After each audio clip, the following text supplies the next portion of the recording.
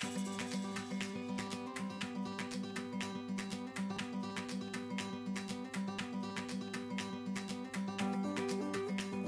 back, dear viewers. We are discussing plus 2 biology, chapter number 15, that is biodiversity and conservation.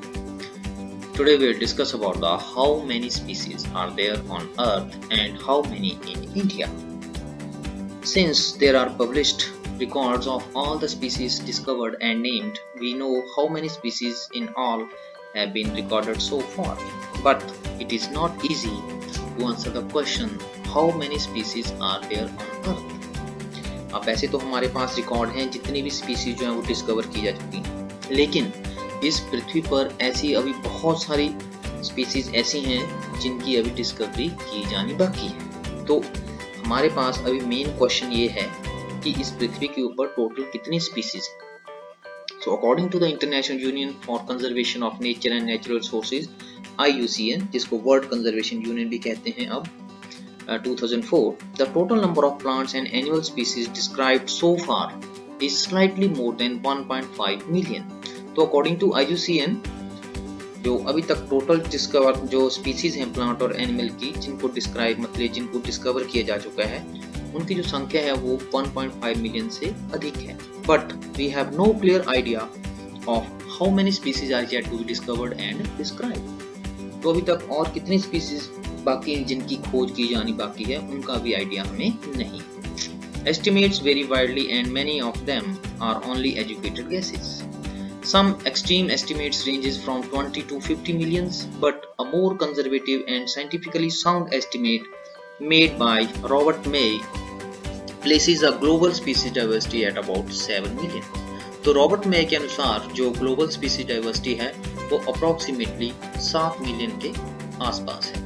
Now let us look at some interesting aspects about Earth's biodiversity based on the currently available species inventory. तो currently अभी जितनी species जिनकी खोज की जा चुकी है उसके अगर हम डाटा देखें तो इस फिगर में जैसे आप देख सकते हैं, ये इन्वर्टिब्रेट्स की बात करें तो इसमें इंसेक्ट की पॉपुलेशन सबसे ज्यादा है। जो एनिमल ग्रुप की बात करें तो इसमें एनिमल में अप्रोक्सीमेटली 70% जो है वो इंसेक्ट है। इसका मतलब प्रत्येक 10 एनिमल में से 7 जो हैं वो इंसेक्ट हैं। उसके बाद ये वर्टिब्रेट की डिस्ट्रीब्यूशन दिया गया है और इसी तरह ये प्लांट्स हैं। प्लांट्स में भी फंजाई की संख्या काफी ज्यादा है। तो यहाँ डायग्राम से हमें आइडिया मिल सकता है कि किस ग्रुप के कितने मेंबर्स हैं जिनकी डिस्कवरी की जा चुकी है। More than 70% of all the species recorded are animals, while plants comprises no more than 22% of the total. अब plants में बात करें तो इसमें algae, fungi, bryophyte, gymnosperm और angiosperm ये सारे शामिल हैं इसमें।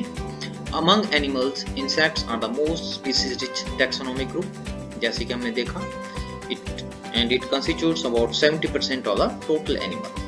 It means out of every 10 animals on this planet, 7 are insects. The number of fungi species in the world is more than the combined total of species of fishes, amphibians, reptiles and mammals. तो इसी तरह से जो fungi है इनकी जो species है इनकी संख्या भी बहुत ज्यादा है। It should be noted that these estimates do not give any figure of for prokaryotes. तो यहाँ पर एक बात और ध्यान देने योग्य है कि जितने भी एस्टिमेट हैं इसमें प्रोकैरियोट्स की बात नहीं की गई है। Biologists are not sure about how many prokaryotic species would be there.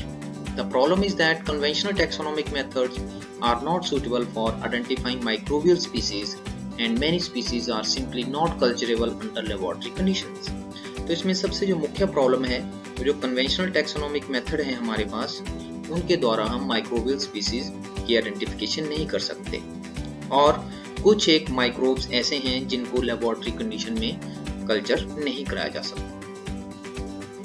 If we accept biochemical or molecular criteria for delineating species for this group, then their diversity alone might run into millions. तो अगर हम prokaryote को भी शामिल करें तो इनकी अकेले की संख्या मिलियंस में होगी।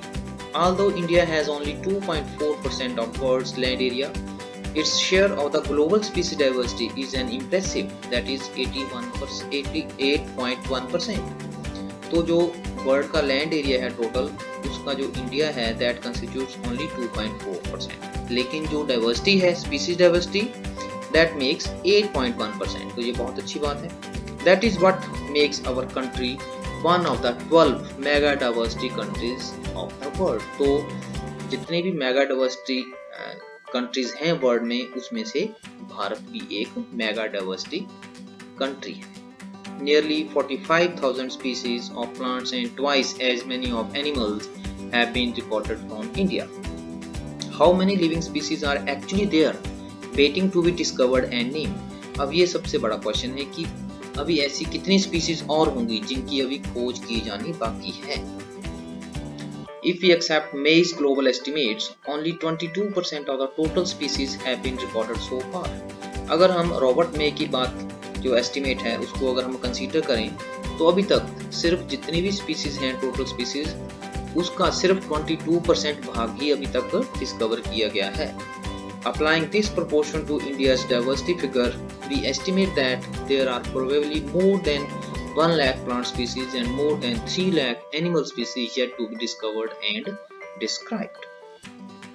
Would we ever be able to complete this inventory of the biological wealth of our country? अब ये क्वेश्चन और है कि क्या जितनी भी बायोलॉजिकल वेल्थ है उसको हम खोज कर सकते हैं क्या पूरी?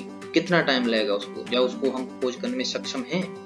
Consider the immense trained manpower and the time required to complete the job.